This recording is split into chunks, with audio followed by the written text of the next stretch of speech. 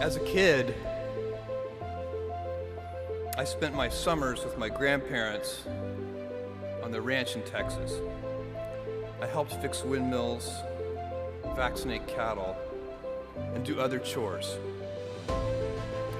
We also watched soap operas every afternoon, especially Days of Our Lives. My grandparents belonged to a caravan club, a group of Airstream trailer owners who traveled together around the US and Canada. And every few summers, we'd join the caravan. We'd hitch up the Airstream to my grandfather's car, and off we'd go, in a line with 300 other Airstream adventurers. I loved and worshiped my grandparents, and I really look forward to these trips. On one particular trip, I was about 10 years old. I was rolling around in the big bench seat in the back of the car. My grandfather was driving, and my grandmother had the passenger seat. She smoked throughout these trips, and I hated the smell.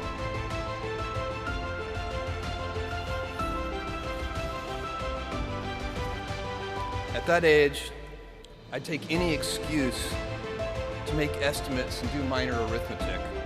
I'd calculate our gas mileage, figure out useless statistics on things like grocery spending. I'd been hearing an ad campaign about smoking. I can't remember the details, but basically the ad said, every puff of a cigarette takes some number of minutes off of your life.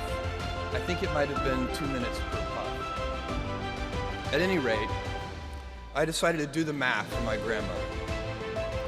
I estimated the number of cigarettes per day, estimated the number of puffs per cigarette, and so on. When I was satisfied that I'd come up with a reasonable number, I poked my head into the front of the car, tapped my grandmother on the shoulder, and proudly proclaimed, "At 2 minutes per puff, you've taken 9 years off of your life."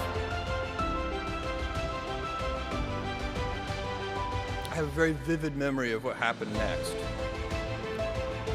and it was not what I had expected.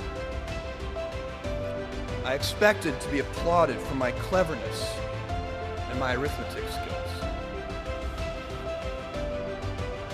"Jeff, you're so smart. You had to have made some tricky estimates. Figure out the number of minutes in a year. Do some division." That's not what happened. Instead, my grandmother burst into tears.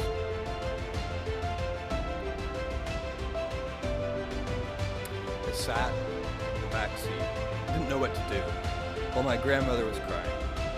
My grandfather, who'd been driving in silence, pulled over onto the shoulder of the highway.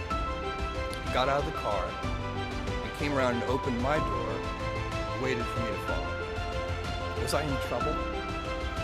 My grandfather was a highly intelligent, quiet man. He had never said a harsh word to me. Maybe this was to be the first time. Or maybe he would ask that I get back in the car and apologize to my grandmother. I had no experience in this realm with my grandparents, and no way to gauge what the consequences might be. We stopped beside the trailer. My grandfather looked at me, and after a bit of silence, he gently and calmly said, "Jeff, one day you'll understand that it's harder to be kind than clever."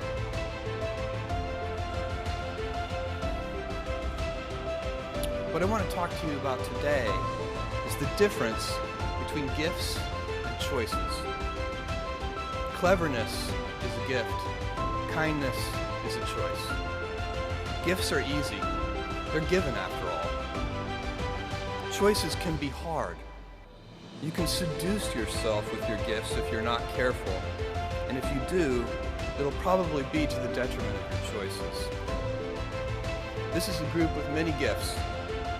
I'm sure one of your gifts is the gift of a smart and capable brain. I'm confident that's the case because admission is competitive. And if there weren't some signs that you're clever, the Dean of Admissions wouldn't have let you in. Your smarts will come in handy because you will travel in a land of marvels.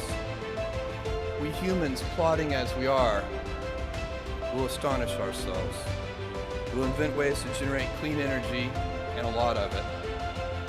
Atom by atom, we'll assemble small machines that can enter cell walls and make repairs. This month comes the extraordinary but inevitable news that we've synthesized life. In the coming years, we'll not only synthesize it, but engineer it to specifications. I believe you'll even see us understand the human brain. Jules Verne, Mark Twain, Galileo, Newton, all the curious from the ages would have wanted to be alive, most of all, right now. As a civilization, we will have so many gifts, just as you as individuals have so many individual gifts as you sit before me. How will you use these gifts? And will you take pride in your gifts or pride in your choices? I got the idea to start Amazon 16 years ago. I came across the fact that web usage was growing at 2,300% per year, and I'd never seen or heard of anything that grew that fast.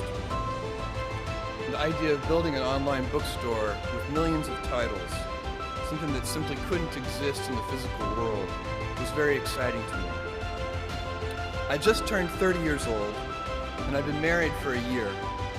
I told my wife, Mackenzie, that I wanted to quit my job and go do this crazy thing that probably wouldn't work, since most startups don't, and I wasn't sure what would happen after that. Mackenzie, also a Princeton grad and sitting here in the second row, told me I should go for it.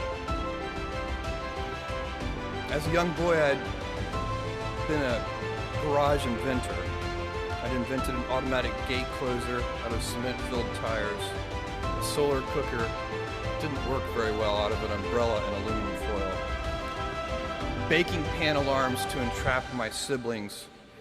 I'd always wanted to be an inventor, and she wanted me to follow my passion. In the end, we are our choices. Build yourself a great story. Thank you, and good luck.